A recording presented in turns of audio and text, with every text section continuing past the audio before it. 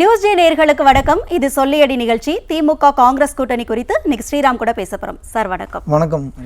திமுக காங்கிரஸ் கூட்டணி உடைஞ்சு போயிருன்னு இருக்க நிலையில ஃபைனலைஸ் பண்ணிட்டாங்க. இதுல இன்னொரு விஷயம் பாத்தீங்கன்னா, முதலமைச்சர் மு க ஸ்டாலின் எல்லா கட்சியோடையும் அரவணைச்சிட்டு போறதா சொல்லிட்டு இருக்காங்க.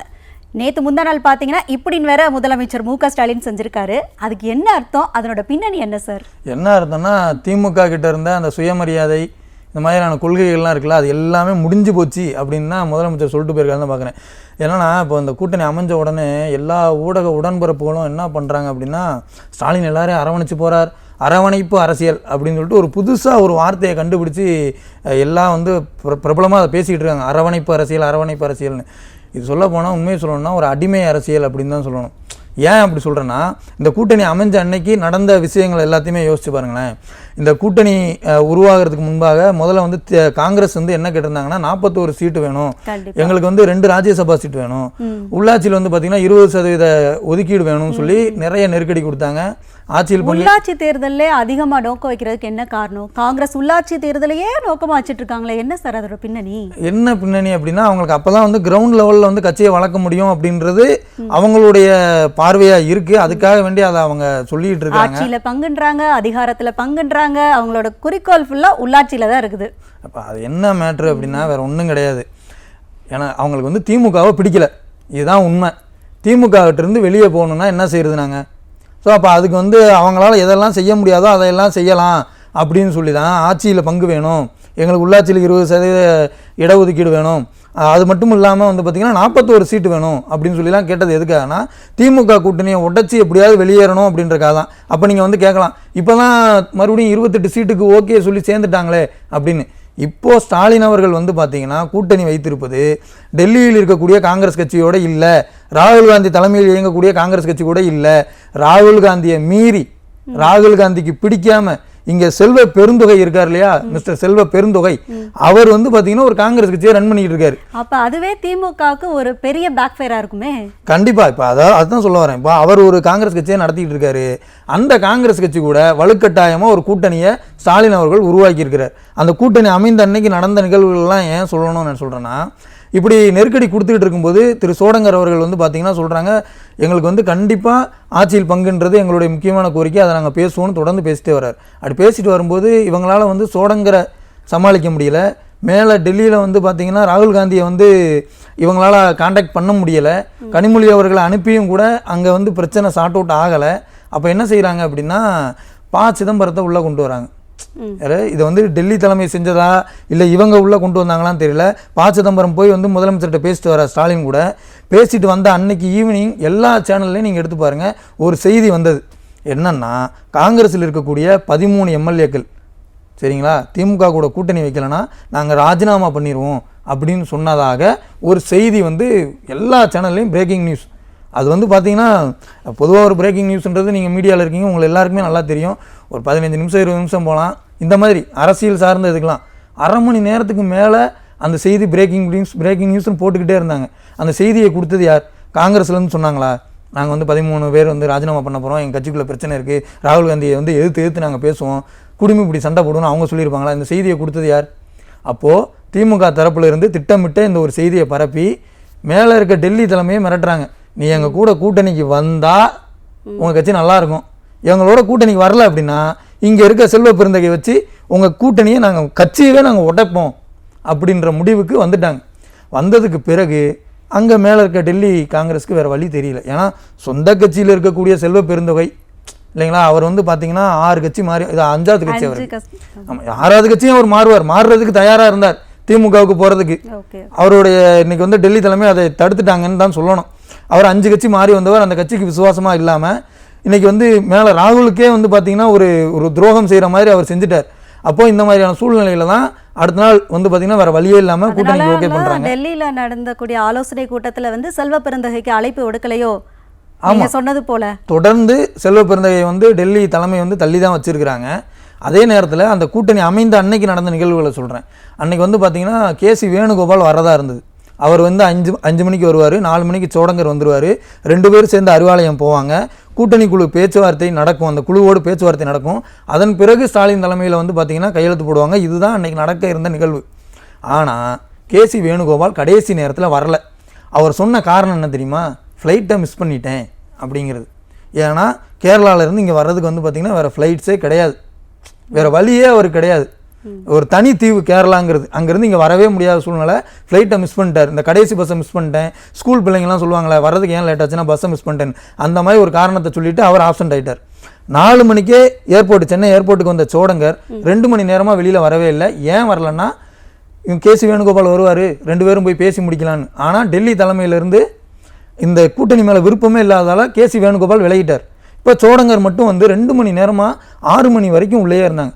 அதுக்கு பிறகு வெளியில் வந்த உடனே செய்தியாளர் கேட்குறாங்க, ஏன் சார் என்ன சார் வந்து 2 மணி நேரம் ஆச்சு, 2 மணி நேரமாக வெளியில் வராமல் உள்ளே என்ன பண்ணிகிட்டு இருக்கீங்கன்னு கேட்கும்போது செல்வ பெருந்தொகை ஒரு நல்ல ஒரு காரணம் ஒன்று சொன்னார். அதாவது சோடங்கருக்கு உடம்பு முடியலைங்க, கொஞ்சம் வயிறு சரியில்லை, அந்த மாதிரி ஏதாவது காரணம் சொல்லியிருந்தா கூட நம்ம மக்கள் வந்து சார் பாவம் சோடங்கர் அப்படின்னு நினச்சிருப்பாங்க. பல ஊருக்கு போகிறாரு வராரு என்ன சாப்பிட்டாரோன்னு. ஆனால் அவர் என்ன காரணம் சொன்னார் தெரியுமா? இஸ்லாமியர்கள் புனிதமாக நினைக்கக்கூடிய இந்த நோன்பு, இது அவங்களுக்கு வந்து ரம்ஜான் காலம் நோன்பு திறக்கிறாங்க, இந்த அதை ஒரு காரணமாக சொல்கிறார். நாங்கள் நோன்பு திறக்கிறதுக்காக வந்து ஏர்போர்ட்டுக்குள்ளேயே வெயிட் பண்ணிக்கிட்டு இருந்தோம்னு சொத்தையாக ஒரு காரணத்தை சொல்லிட்டு கிளம்புறாங்க. இவங்க கிளம்பி அறிவாலயத்துக்கு வருவாங்க, அந்த சோடங்கர் செல்வ பெருந்தகை இவங்கெல்லாம் வருவாங்கன்னு சொல்லி டிஆர் பாலு உள்ளிட்டவங்கலாம் அந்த திமுக தலைமை அலுவலகமான அறிவாலயத்தில் காத்துட்ருக்காங்க. காத்துக்கிட்டு இருக்கும்போது வந்து பார்த்தீங்கன்னா இவங்க வரல. நேராக அங்கே அதே அலுவலகத்துக்கு பக்கத்திலே இருக்கக்கூடிய ஒரு ஸ்டார் ஹோட்டலுக்கு போயாச்சு. அங்கே போய் எல்லாம் உட்காந்துட்டாங்க. சோடங்கர் எல்லாம் அங்கேருந்து டெல்லி தலைமைக்கிட்ட பேசிக்கிட்டே இருக்கிறாங்க. டெல்லி தலைமைக்கிட்ட இருந்து அப்போது கூட அவங்களுக்கு வந்து அப்ரூவல் வரல. அதை ஓப்பனாக மீடியாலையும் சொல்கிறாங்க, எங்களுக்கு இன்னும் மேலேருந்து ப்ரெஸ் நோட் வரலங்க, வந்தால் தான் நாங்கள் கூட்டணி வைக்க முடியும். இப்போ டிஆர் பாலு இவங்க எல்லாருமே காத்திருந்து ஒரு கட்டத்தில் வந்து விரக்தி அடைஞ்சு கிளம்பி போயிட்டாங்க. நேராக முதல்வர் ஸ்டாலினோட வீட்டுக்கே போய் எல்லாரும் உட்காந்து பேசி அதுக்கப்புறம் ஸ்டாலின் கிளம்பி அறிவாலயத்துக்கு வந்து காத்திருக்கார். அவர் அறிவாலயத்துக்குள்ளே வந்து வெயிட் பண்ணிக்கிட்டு இருக்கும்போது தான் சோடங்கர் கிளம்புறார். இப்போது சொல்லுங்கள், இது அரவணைப்பு அரசியலா?